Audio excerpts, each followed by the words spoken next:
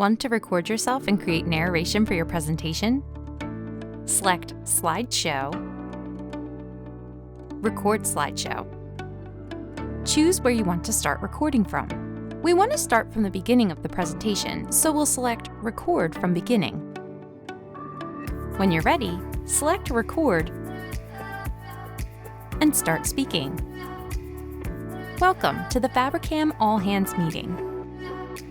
Pause or stop as needed, and if you're done recording, replay it.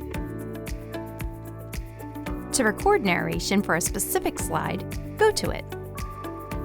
Narration won't record during slide transitions, so let those play first before you start speaking. And when you're ready, select Record and start speaking. All information in this presentation is confidential. If you use the pen, highlighter, or eraser tool, it'll record as well.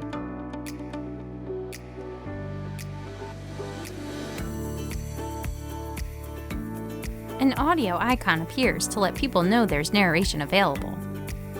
And to remove timing or narration from your recording, select Clear and choose what to take out.